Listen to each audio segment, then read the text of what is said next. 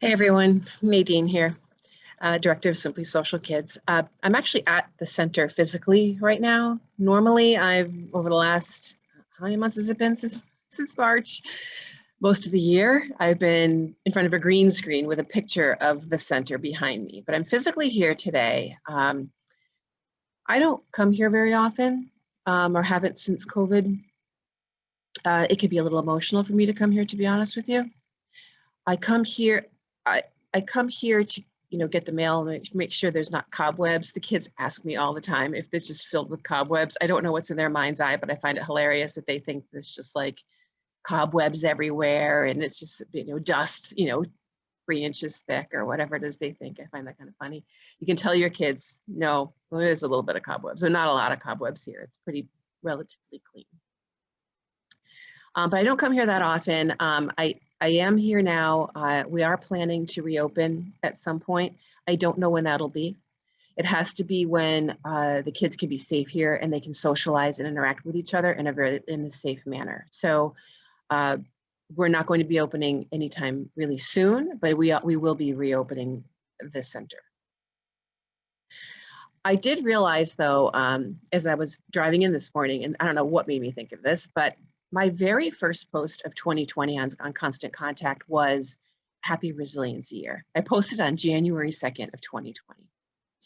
If there was ever a year when it was a resiliency year, it was this. Like, I don't know if I had a premonition or what the deal was, but that was my first post on January 2nd, 2020.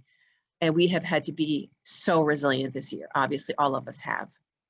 I can tell you for Simply Social, we were in person, I think it was March 14th. The March calendar is still there on the month of March.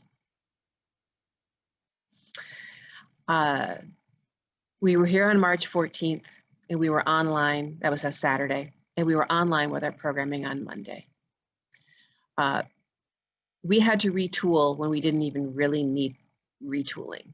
We had to do something different, as did most people. They all had to work from home. They all had to change how they do school. They had to change how they parented. Everybody had to change. I'm not saying we're the only ones. But we had to retool our program so that we could be online. That is not something that we had ever really planned to do before. We always were just going to stay in person and we were going to have the center and that was the plan. But now we're online and we were forced to be online. And I guess as I look back at 2020 and I think about all the lessons learned and all the things that we did have to do because of what had happened to the world. The good thing about that is we were forced to go online. So now even after we open our physical center here in Tingsboro, we will stay online because we have kids now from so many different states. I think 10 or 12 different states in Canada. So now we're able to serve kids beyond our borders. So as far as the good things that have happened in 2020, that is one of them. And as I think about how challenging this year has been and how incredibly difficult it has been, and it's been difficult on the kids to make an adjustment. My staff, most of them are on board with me still. They stayed through this. And so I'm really grateful to them. They're very brilliant, wonderful people. And everybody kind of found their new roles as they changed and all that stuff was going on. It was really, really challenging, but they stuck with me, most of them. And I'm really grateful for that. But as we look back on this year, I could choose to think about those challenging times, the dark times, and when you wake up in the morning and go like, what is happening and how am I going to, fill in that blank, right? And how am I going to keep the center going? How am I going to serve the kids online? What is that going to look like? And most importantly, how am I going to teach them resiliency skills? Because I have been teaching or coaching resiliency and studying resiliency for years. So this was my time to shine, right? Let's hope. I didn't know if I'd be able to do it. I wasn't sure I'd be able to convince them of the things they needed to do in order to be able to come out the other end of this even stronger than when they went in. I don't know if I did it. I hope I did. I certainly gave it my best.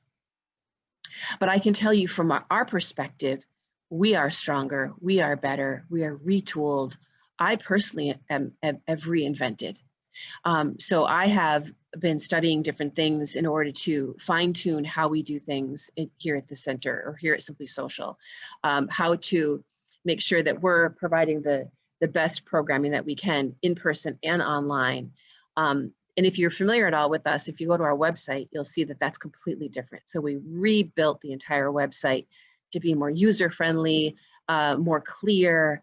Some of our programming is new this year. We have Just for Fun clubs we never had before. So there's so many things that we did out of necessity, not that we were necessarily planning on doing these things, but we just feel we needed to do them to provide what kids needed throughout this challenging time. And parents, our parent support group is new, our Just for Fun clubs are new, our website is new, all kinds of things like that are new. And so going into 2021, I can tell you, as difficult as this year has been, and every time I walk through the door of this center, I feel a very heavy weight on my heart when I walk in here. But I can tell you that 2021 is going to be as bright as any year has ever been. We are just so focused and so committed to what we do here and the importance of it and the kids that we serve, that it's just laser focused us on the things that are most needed and the things that are most valued among the kids and what they really, really need from us in order to be happy and have friends and have acceptance and overall well-being and all that stuff that we're always talking about. Never before have we been this focused and this committed and this ready for 2021.